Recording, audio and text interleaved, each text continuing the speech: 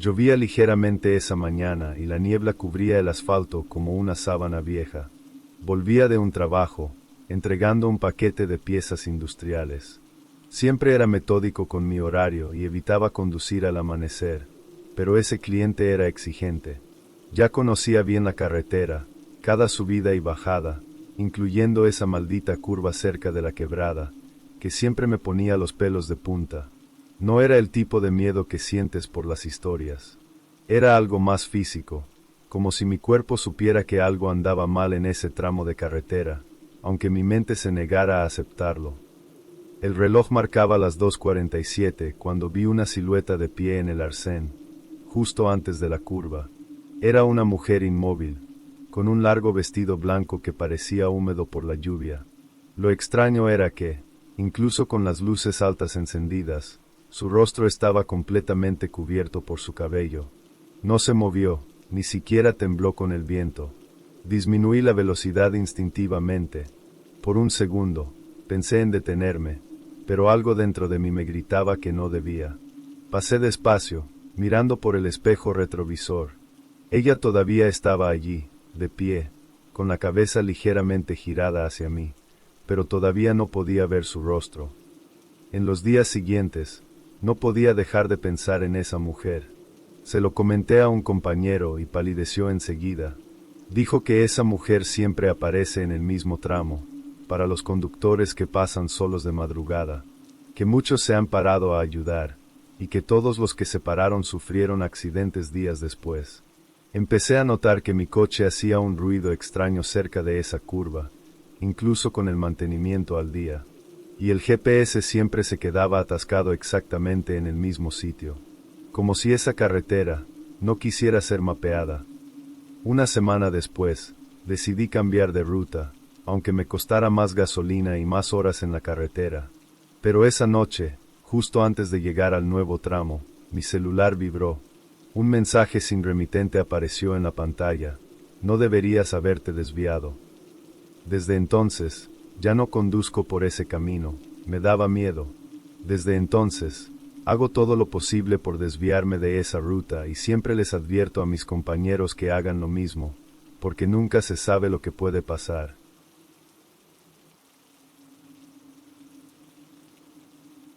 Me llamo Rubén, y esta historia no me pasó a mí.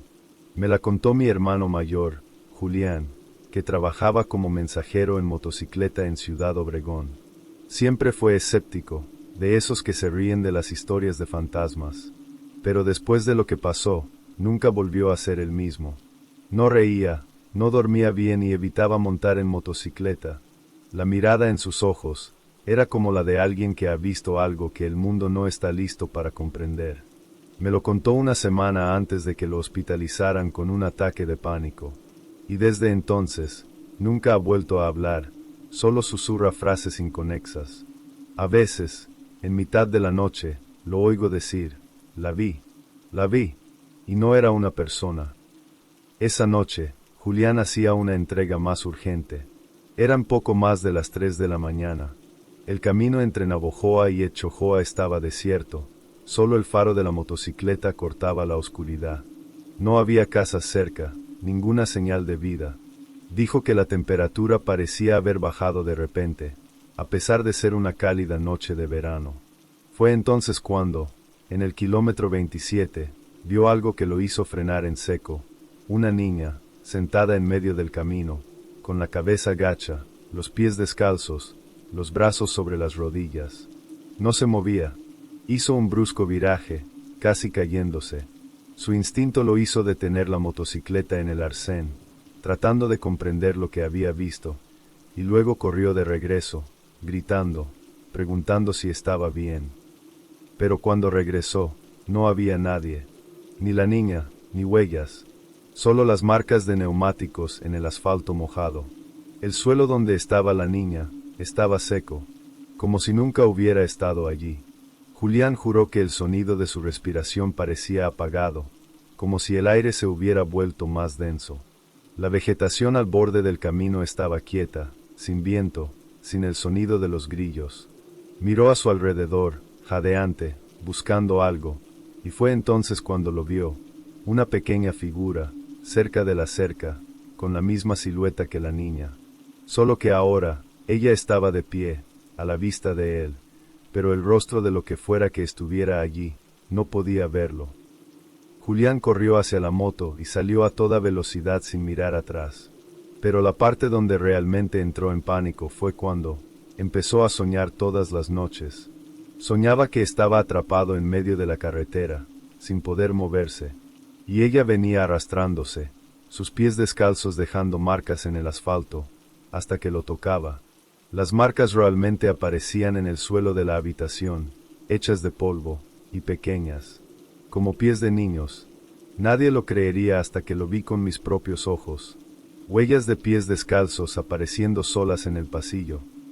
La última vez que lo visitamos en el hospital, tenía la mirada fija en el techo, y solo dijo una frase: si te paras, se subirá a la bici contigo. Desde entonces, cada vez que voy en bici al amanecer, nunca me detengo, aunque vea a alguien, aunque sea un niño.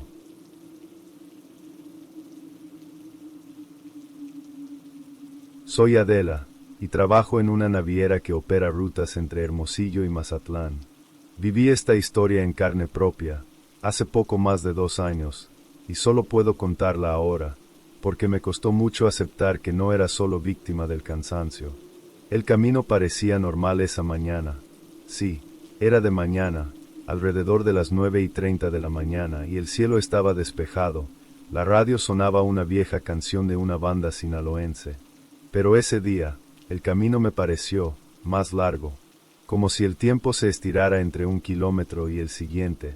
Me di cuenta de que algo andaba mal cuando vi al mismo hombre 3 veces, en la misma ruta. La primera vez fue cerca de la entrada a La Palma. Un hombre de unos 40 años, ropa desgastada, una mochila gris a la espalda. Caminaba lentamente arrimado al arcén, con el cuerpo ligeramente encorvado. No me pareció extraño, pensé que era un viajero más haciendo autostop. Pero 20 minutos después, en otro tramo de la carretera, allí estaba otra vez. El mismo andar, la misma mochila, el mismo paso arrastrando los pies. Me quedé paralizado. Mi mente intentó justificar que tal vez eran 2 personas parecidas. Pero el tercer encuentro acabó con cualquier duda. En el tramo final antes de Mazatlán, allí estaba, caminando otra vez. Solo que esta vez, se detuvo. Me dio la espalda. Vi sus hombros temblar, como si riera en silencio. Disminuí la velocidad, sin siquiera darme cuenta. Algo me hizo mirarlo como si esperara una reacción. Fue entonces cuando se giró lentamente, con un movimiento para nada normal, como si su cuello no tuviera huesos, su cara, no tenía ojos, solo marcas profundas y oscuras, como agujeros, y su boca era delgada, y demasiado ancha, algo aterrador de ver. Me estaba mirando incluso sin ojos, y en ese segundo, la radio dejó de transmitir. Un silbido invadió la cabina y el sonido era como una respiración jadeante. El camino se quedó en silencio, como si el mundo exterior se hubiera apagado. Lo único que podía escuchar era el sonido de mi propio corazón, y ese silbido latiendo como un susurro. Aceleré. Ya no miraba por el retrovisor, pero durante semanas, cada vez que salía a la carretera, mi visión periférica captaba algo en el arcén. Siempre una silueta, siempre parado. Unas semanas después vi una mochila, la misma mochila que él llevaba, tirada frente a la puerta de la empresa de camiones. Dentro había papeles mojados y una fotografía descolorida de un camión idéntico al mío. Hasta el día de hoy, cuando paso por ciertos puntos de la carretera, apago la radio. El sonido regresa solo, con el mismo silbido, con la misma respiración, y a veces, estoy seguro de que alguien me está escuchando desde allí.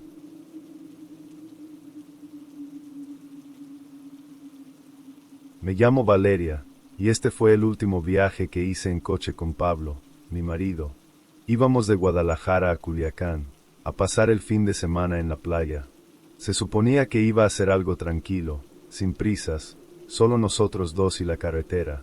Salimos al anochecer, riendo, escuchando música, disfrutando del suave calor del atardecer. Sobre las 10 de la noche, ya habíamos pasado varias montañas, y decidimos parar en una pequeña gasolinera abandonada para estirar las piernas. Era un lugar viejo, con un surtidor de gasolina roto y las siluetas de camiones oxidados. Nos quedamos allí menos de 10 minutos, y continuamos nuestro camino sin prestar mucha atención a nada extraño. Pero fue justo después de eso, que empezó el ruido. Al principio pensamos que algo se había soltado en el maletero. Eran golpes sordos, espaciados, como si algo rodara de un lado a otro. Pablo incluso paró el coche en el arcén para comprobarlo, pero no había nada fuera de lugar. La rueda de repuesto estaba arreglada, las mochilas estaban en la misma esquina. Seguimos, pero el sonido regresó al poco rato, un poco más fuerte esta vez. Sonaba como si alguien estuviera golpeando desde dentro hacia afuera. De repente empecé a sentir náuseas, como si el aire fuera denso. El olor dentro del coche era diferente, como a tierra mojada y chatarra. Con cada golpe, sentíamos que el coche vibraba ligeramente. Y algo aún más extraño, los niños en el asiento trasero del coche de delante nos miraban fijamente, sin pestañear, con cara de pánico. Pablo intentó mantener la calma, pero pude ver el sudor corriendo por su cuello, incluso con el aire acondicionado puesto.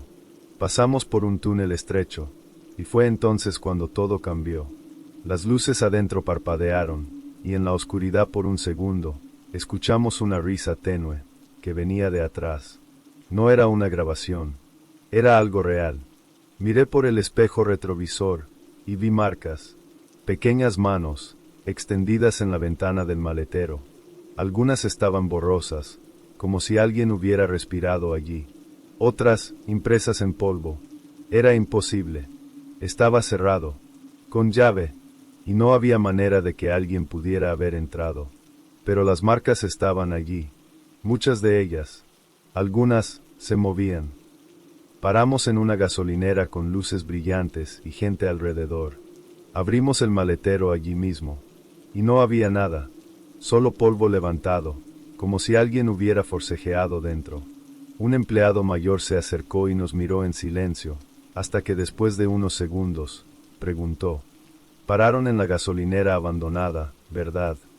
Dijimos que sí, durante unos 10 minutos, y él asintió lentamente. Ya sacaron a los muertos de ese lugar, que huían del tráfico y se escondían en los coches. No siempre conseguían salir a tiempo. Después de lo que dijo, ya no queríamos viajar en ese coche, sabiendo todo ahora. Lo vendimos poco después, pero hay cosas que son difíciles de olvidar, incluso si ya no tienes el coche. Lo que se suponía que iba a ser un simple viaje para relajarse, debido a una parada inocente y rápida en el lugar equivocado, terminó con malos recuerdos que nunca olvidaremos. Nunca más volvimos a viajar en coche de noche, quedamos traumatizados. Y cada vez que oigo un ruido procedente de la parte trasera del coche, se me pone la piel de gallina pensando que podría ser eso otra vez. Cierre y llamada a la acción. Algunos dicen que el camino es solo un sendero entre dos destinos. Pero para quienes han vivido experiencias extrañas en el camino se convierte en un lugar donde el tiempo se desvía, el sonido engaña y el miedo te acompaña. ¿Y tú? ¿Alguna vez has vivido experiencias extrañas en el camino? Cuéntanos en los comentarios, y no olvides suscribirte al canal, darle me gusta y compartirlo con alguien a quien le gusten las buenas historias de terror. Tenemos muchas más, esperándote, la próxima vez.